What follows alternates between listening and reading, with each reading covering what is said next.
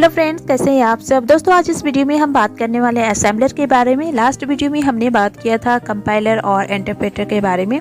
तो आज इस वीडियो में हम जानेंगे कि असेंबलर क्या है या कैसे काम करती है, इसके क्या क्या एडवांटेजेस होते हैं और साथ में इसके नुकसान के बारे में भी हम बात करेंगे। तो पहले हम बात करते हैं असेंबलर क्या है। असेंबलर एक ऐसा सॉफ्टवेयर प्रोग्राम है जिसका यूज असेंबली लैंग्वेज में लिखे गए प्रोग्राम्स को मशीन लैंग्वेज में बदलने के लिए किया जाता है, जिससे कि कंप्यूटर उस प्रोग्राम्स को आसानी से एग्जीक्यूट कर सके। तो असेंबलर एक सॉफ्टवेयर प्रोग्राम होता है और इसका काम क्या होता है असेंबलर का।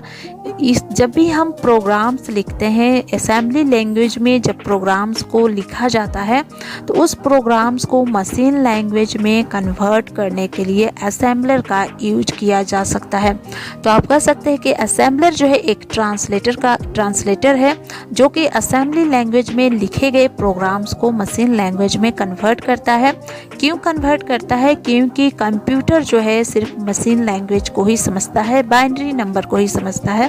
तो इसलिए असेंबली को वो मशीन में कन्वर्ट करता है, जिससे कि कंप्यूटर जो है उस मशीन लैंग्वेज को आसानी से समझकर एग्जीक्यूट कर सके। अब ये असेंबली लैंग्वेज क्या होती है? असेंबली लैंग्वेज एक प्रोग्रामिंग लैंग्वेज है और जिसमें कि कोड्स को लिखने के लिए सिंबल्स और लेटर्स का यूज किया जाता है। यानी कि असेंबली लैंग्वेज में जब प्रोग्राम को लिखा जाता है, यानी कि जब प्रोग्रामर जो है असेंबली लैंग्वेज में प्रोग्राम को लिखता है तो उस प्रोग्राम को लिखने के लिए सिंबल्स और लेटर्स का यूज किया जाता है। जैसे कि मशीन लैंग्वेज में जब भी प्रोग्राम्स को लिखा जाता है, मशीन लैंग्वेज आप जानते हैं बाइनरी नंबर 0 1 1 इस तरह के फॉर्मेट में लिखे जाते हैं मशीन लैंग्वेज।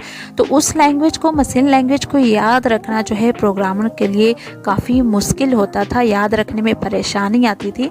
तो इसलिए एक एडवांस लैंग्वेज को लाया गया, असेंबली लैंग्वेज को, जिसमें कि इंग्लिश के लेटर्स का यूज किया गया। शॉर्ट टर्म्स आप देख सकते हैं यहाँ पे इंग्लिश का यूज किया गया, जिससे कि प्रोग्रामर को जो है प्रोग्राम लिखने में और याद करने में आसानी हो। यहाँ पे आप देख सकते हैं असेंबली लैंग्वेज ऐड यानी कि एडिशन, सब यानी सब्ट्रैक्शन, मल्टीप्लिकेशन और डिवीजन। तो इस तरह से इंग्लिश के छोटे छोटे टर्म्स जो है यूज करके प्रोग्राम्स को लिखे जाते हैं असेंबली लैंग्वेज में। और इन असेंबली लैंग्वेज को हम निमोनिक कोड्स कहते हैं, जिसे आप सिंबॉलिक कोड्स भी कह सकते हैं। तो जैसे आप यहाँ देख रहे हैं कि मशीन लैंग्वेज में अगर हमें इक्वल को लिखना हो तो इक्वल को लिखने के लिए 0 0 0 इस तरह से लिखना पड़ेगा। लेकिन अगर यही इक्वल हम असेंबली लैंग्वेज में लिखे तो वहाँ पे ई और क्यू इस तरह से लिखा जाएगा, शॉर्ट लेटर्स का यूज करके। तो आप देख सकते हैं कि 0 0 इस तरह के जो लैंग्वेज होते हैं मशीन लैंग्वेज, इसे याद करने में काफ़ी परेशानी आती है। और वहीं पे अगर असेंबली लैंग्वेज का यूज किया जाए तो काफ़ी आसानी से जो है आप याद कर सकते हैं और लिख भी सकते हैं। जैसे अगर किसी का नाम लिखना हो मशीन लैंग्वेज में, मान लीजिए कि रिया हम लिखते हैं मशीन लैंग्वेज में, तो 0 1 0 0 इस तरह से लिखा जाएगा मशीन लैंग्वेज में।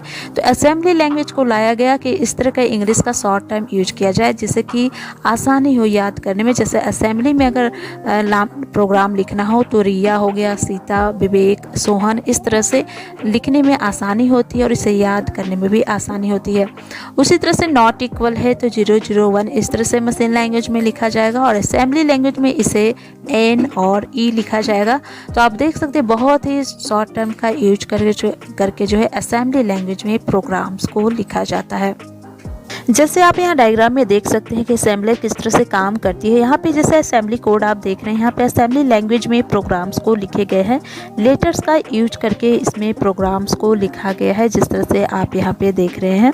तो इस तरह से जब प्रोग्राम को लिखे जाते हैं असेंबली लैंग्वेज में तो यहाँ से जो है एक ट्रांसलेटर को कनेक्ट कर दिया जाता है, जो कि असेंबलर होता है हमारा।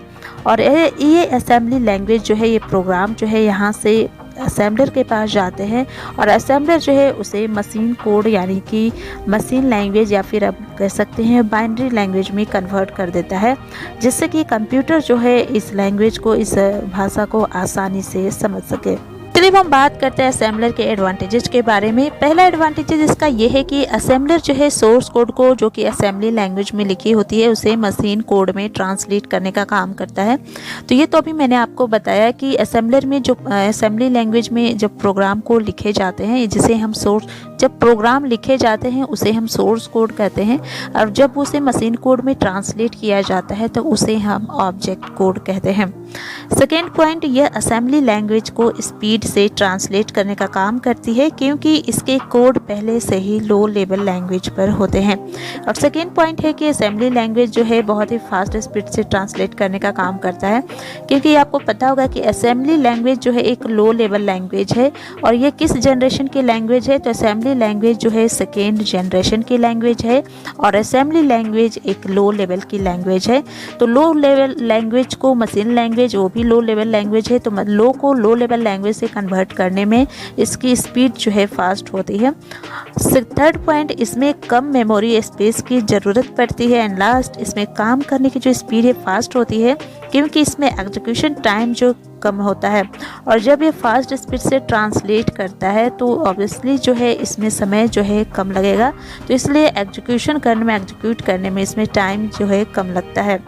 इसके नुकसान की बात करें तो इसके अंदर कोड को लिखने में काफ़ी ज़्यादा समय और मेहनत लगती है। सेकेंड पॉइंट, असेंबलर आसानी से समझ में नहीं आता है या काफ़ी जो है कॉम्प्लेक्स होता है, यानी कि काफ़ी जो है कठिन होता है। थर्ड पॉइंट, इसमें सिंटैक्स को याद रखना काफ़ी ज़्यादा मुश्किल होता है। लास्ट, असेंबली भाषा के लंबे प्रोग्राम को रन करने के लिए ज़्यादा मेमोरी स्पेस का यूज करना पड़ता है।